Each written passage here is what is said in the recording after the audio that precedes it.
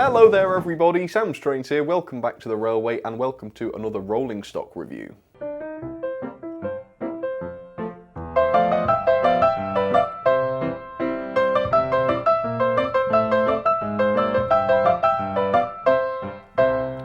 So I've decided that I quite enjoy doing rolling stock reviews, to be honest with you. The ones I've done in the past, the Beal Hacks, the ICI hopper wagons and whatever else have all been a lot of fun. So I've decided I'm going to start, not too often, but I'm going to start to do once in a while the odd bit of rolling stock review.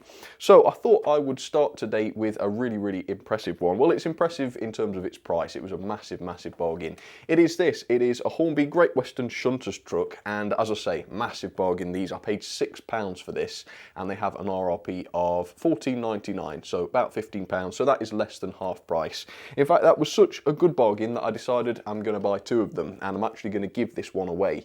I'm starting my live streams again on Sunday, and one of the prizes for the series is going to be this. There is going to be two, but I just thought that some people might not like winning a giant cow, so if you want to win something a little bit more serious, then this is going to be up for grabs. However, if you don't want to leave it to chance, or if you want to get one straight away, I will include a link in the description, because for £6 this ought to be a great deal. However, I haven't had either of these out of the packaging yet, so I don't know what these are going to be like, so hopefully you'll enjoy it too. Come with me and we will find out exactly what this is like. Alright, here we go. So, up until about perhaps a week, 2 weeks ago, I had no idea what a shunter's truck was. I had heard of them, but I didn't know. I couldn't tell you anything else about them. So if you're the same as that, do stay tuned, because I will tell you a little bit about what these were used for in just a second. But I think we're going to take this out straight away and take a look. So yeah, this is the Hornby rolling stock packaging. I don't tend to buy much brand new rolling stock, so even though to most people this might be unremarkable, to me this is quite a bit different, because I very rarely, as I say, buy brand new rolling stock. So yeah, a very nice box. You can see the model nicely displayed in the front there. If I show you the end of the box, that tells you all you need to know really. It is R6642D. It's a Great Western Shunters Truck. It's Fowie, that's the name of this one, and yes, I think that is printed on the model, and it's number 94990. So that's what you need to look up if you want to get this particular version, but there is quite a range of different variants for this model, which is quite nice. So let's get this out then for the first time, and yeah, for £6. Again, I'm not too sure what to expect with this one, because that is pretty cheap, and I suppose even, £14.99 is quite cheap. Obviously not quite as cheap as £6, but yeah, I would be interested to see what this is like. So there's no paperwork of any kind, and I believe that's quite usual for just basic pieces of rolling stock. So there's nothing in our way, so we can get this out straight away. Hey, that rhymed. I'm a poet. Okay, no, I'm not. Let's take this out then and have a look. All right. Oh, well, it's a very nice little thing. Look at this. So, I mean, quite obviously there's an awful lot of detail on this. It is a highly detailed little model. For the size, it is quite small, and obviously in my hands here you can get a sense of the size of it. Yes, it is quite impressive. So what I'm going to do is I'm going to have a quick look at this off camera, and then we're going to get this up onto the white background to give you a close look. I'll try and figure out what this is all made of. I assume most of it's going to be plastic, but there is a chance that some of it is going to be die cast, so I will try and find that out for you. But for now, as promised, here's a little bit about what the shunters trucks were used for, if you didn't know already. So these shunters trucks were basically wagons on which different tools relating to re-railing, coupling and uncoupling wagons would be stored. And the personnel that actually did the coupling and uncoupling and the shunting on the yards and whatnot would actually ride on these shunters trucks as a bit of a safer alternative to just grabbing onto a wagon and riding along on that. And of course it was much quicker too, saving the shunters from having to walk up and down the yards. They could ride on the trains and make things a little bit faster for themselves. Now it seems that the Great Western liked these the most. Most of these shunters trucks can be traced back to the Great Western. I think most of them did exist on the Great Western, although other railways were known to use them, but in a smaller way. I think the Southern Railway probably had a few, but generally most of the available models at least tend to be from the Great Western, or at least that's what I've seen. Alright then, so there it is, Fowie the Shunters Truck up against the white background for you, and I apologise if Fowie is not the way it's pronounced. It doesn't sound like it is, so I have a bit of a suspicion that I'm saying that wrong, but equally I can't think of any other way to say it. But yes, having had now a good close look at this, it seems to be a very good model. And for the size of the model, and also for the price of the model, I think the level of detail has definitely impressed me. It is very impressive. Now, the weight of this is approximately 20 grams, and that might not sound like a lot, but do bear in mind that without the couplings fitted, this thing is approximately 7 centimeters long, so it is very, very small. And so really the weight of 20 grams is quite a lot for something so tiny. So obviously I wanted to find out exactly why it was really quite heavy. So I've had quite a close look at this thing, and it is true that the vast majority of the model does seem to be made of plastic. However, there is one really, really good quality heavy die-cast component on this model which does seem to give it most of the weight, and that is this toolbox on top there. That, I believe, is made of die-cast, and I think that is where most of the weight comes from. But besides that, I think it's really only the wheels that are made of metal, which again, for the price, I think is fair enough, and certainly for £6, probably for $14.99 it would have been different, but for £6 I certainly wasn't expecting to see a great deal of die-cast on this model. And you know, there isn't a great deal, but certainly the fact that that toolbox on top there is made of die-cast metal is quite a nice touch, and it does give the impression of quality. So yeah, what a bargain, £6. When I saw this on Hattons for £6, I didn't know what it was, as I say, and I considered to start with buying a whole rake of them. You know, I thought, you know, for £60 I could get 10 and make a rake, because when I first saw the picture I thought maybe it's you know, one of those wagons that maybe carries around an electrical transformer, because of course those are very, very heavy and you'd have to probably have a wagon just to pull one of those around. But no, obviously you only need one of these per train, I guess, so there's certainly no need to buy a rake, although nobody's stopping you if you decided you wanted to. But yes, it's a very nice, unique item, and of course if you like shunting and you like the Great Western, this is probably a must really. So let's have a nice close look then at some of the details. Now the painted detail is really quite something. As you can see, you do have this lovely wood panelling effect on the top surface of the wagon, which is great to see, but there's also an awful lot of printed detail just sort of in the framework of it here. As you can see, you've got the running number, you've got the Great Western, and then you've got some other text there which is too small for me to look at with my eyes, but I'll try and get a close-up on that. It must have been quite, I don't even know how they would get that printing inside there. It is a very, very tight space, but it is done pretty well, and there isn't too much bleeding of the paint really in those areas, so that is pretty good. You've also got what I assume is sort of like a foothold sort of thing. I assume this brown panel here is what the shunting men would use to climb up onto the wagon. It probably has a technical name, but unfortunately I don't know what it is.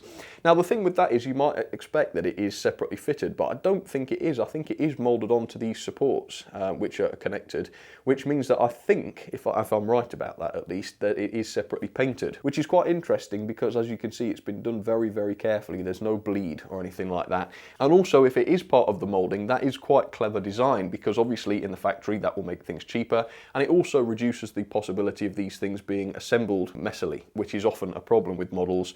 And in fact that clever design is something that Hornby is known for, and they do that quite a lot. And of course it does save us a little bit of money in the long run. I think the same thing goes with these handrails. Now it's obviously impossible to tell without a magnifying glass, which unfortunately I don't have right now, whether or not those handrails and things are separately fitted, but they appear not to be. And the reason I say that is because there is a tiny little bleed of paint on top of each of those supports, which suggests that the handrails have been painted sort of in situ rather than before they were applied to the model, which in turn suggests that they are just a part of the moulding. But again, that is clever design, and it means that this thing arrives with its customers in perfect condition, and this one really has, as you can tell. I really can't fault this in terms of quality, by the way, and there are some really, really tiny parts. Look at this thing here. Now again, my ignorance is going to show because I don't really know what that is, but again, it looks like it's a part of the moulding, but it hangs out at quite a distance, and you'd expect that those things would be very fragile and they'd snap off and whatnot, but it hasn't done. It's absolutely fine. And also just look at the underframe detail there. Now, yeah, of course you've got the usual sort of springs and suspension and whatnot, but there's an awful lot more depth to it than that. If you just look through the centre between the wheels there, you can see that there's detail going all the way through. And if I just flip this over, you can see some of what I assume is the brake rigging. With my limited knowledge of these things, as you can see, it is quite detailed even on the underside. Very detailed, in fact. Hopefully you can see that, can you? Well, just about. So yeah, very, very impressive. It is a decent looking model. In fact, my only real criticism with this would be the buffers. Now, once again, as quite an inexpensive piece of rolling stock, and it is quite inexpensive even at full price, I wasn't expecting the buffers to be sprung or anything like that, but they are quite clearly made of plastic, which I think makes them look perhaps a little bit unrealistic, and they certainly don't have that metallic shine that buffers normally do. So yeah, that is a small criticism. As I say, it's not a massive issue because they do look all right from a distance, but up close there it is quite obvious, of course, that they are just made of plastic. So I think that's more or less it really with the model. You can see that quite clearly it has been produced to a very, very high standard, and it does have the NEM couplings, as you would have seen when I flipped it over just then, and into those NEM pockets we have these sort of slim Hornby couplings pre-fitted, so if you use those that's absolutely fine. If obviously those couplings are not your coupling of choice, it is quite easy to change them, as you know, so it's not going to be a massive headache or anything like that.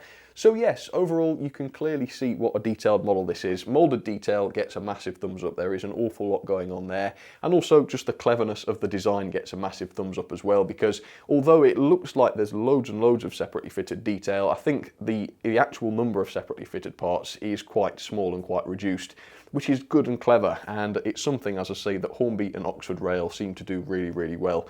And that's something that I wish other manufacturers would do a lot more of. But yes, that is very, very good.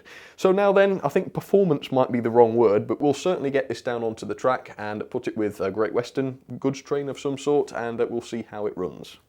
Alright, so there is Fowey then, the Shunters Truck, down onto the layout, and I've put it into a bit of a train. As you can see, I've got a small prairie at the front there with a bit of a goods train on the back, so hopefully that is reasonably realistic. So now then, we'll talk a little bit about performance, and this is not a motorised model, of course, so it isn't performance in the normal sense.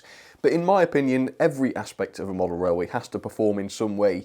Even the buildings that we put on our layouts have to perform. It's just that obviously to perform properly, all they have to do is sit there and do nothing, so it's never something that's a problem, well, at least not normally.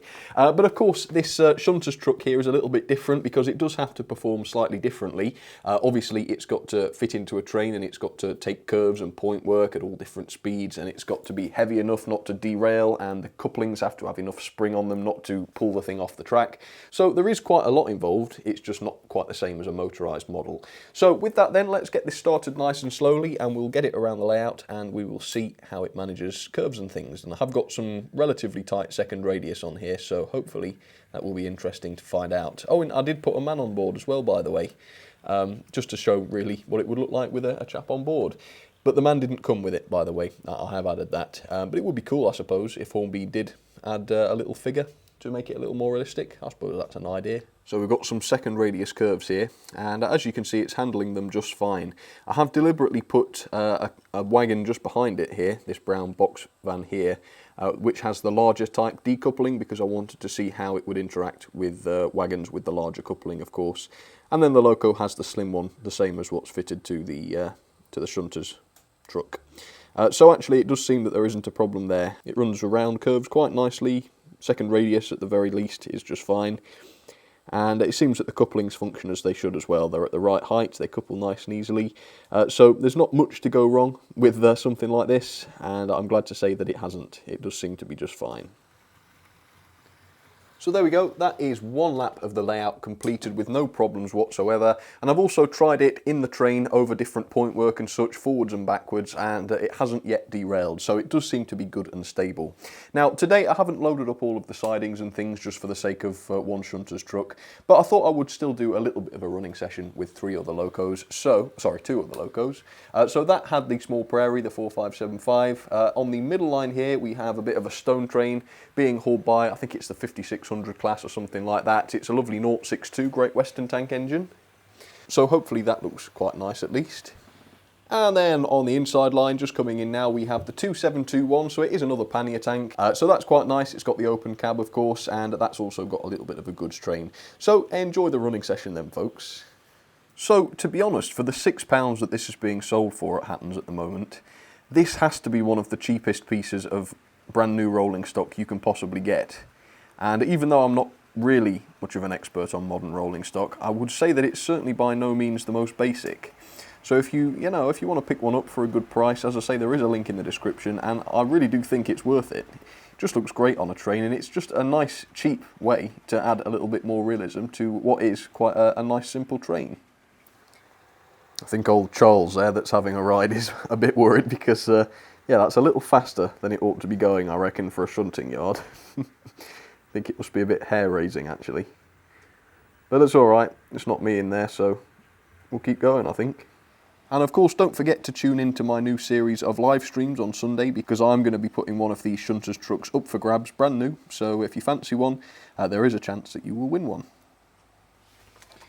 And there's the 2721. That model's still available. Mine's quite an old one, but Hornby have only just recently re-released it into their railroad range, and it looks like a decent little runner, to be honest. Okay, so here are some of my ratings then for the Shunters Truck. So the detail has to be a 4 out of 5. In fact, the detail was astonishingly good in every area. The only criticism I had really was the buffers. Obviously they weren't sprung and they were also made of plastic, which made them look a little bit false looking, I suppose, but that's really quite a minor complaint. But it does of course mean I can't give it a full 5 out of 5, but it is very close, so 4 stars there. Now performance, yes, it isn't performance in the true sense of the word. It isn't a motorised model, as I have been saying. However, it handles curves nicely, it handles point work nicely, it can couple to most other kinds of rolling stock and not have any problems at all. So in that sense I cannot fault the performance. It has to be a 5 out of 5. It's good and heavy too, by the way, for the size of it, so that's quite good too. The quality is also very, very good. True, there isn't an awful lot of separately fitted work going on with this particular model, but there is a good die-cast element. It's very well assembled and very well painted as well. There aren't really any issues I can find in terms of the quality. And of course the value for £6 is very, very, very good, but I even think for $14.99 it is a very, very good quality. So I'm going to be perhaps a little bit generous there and give it a 5-star rating on the value as well. So overall then, that is 9.29 out of 10, very good score. At the moment I don't have a rankings for rolling stock because I'm not intending to go into rolling stock in a massive way, but certainly if I do start to do a lot of rolling stock reviews, a lot more, I will possibly think about starting a ranking for those. So let me know, should I start a ranking for rolling stock or not? Do let me know. So there we are then folks, I do hope you enjoyed seeing a bit of a rolling stock review just for a change. I will put up a little bit of a poll so that you can tell me whether or not you'd like to see more. Now if I do start to do more of these, don't get me wrong, it's not going to be every week or every video or something like that. It will just be sort of once a month, just with the more interesting bits of rolling stock. You certainly won't see me just unboxing a standard wagon or something like that. But if there are interesting things that come up, I might be tempted to do some more reviews on them. So do let me know anyway if rolling stock is something you're interested in.